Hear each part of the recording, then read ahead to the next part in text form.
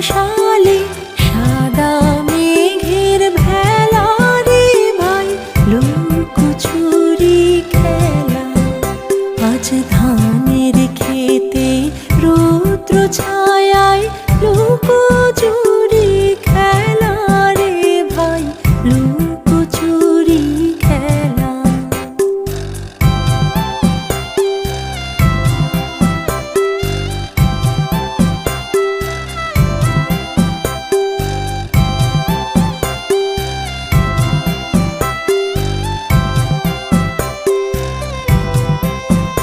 আজ ভ্রমণ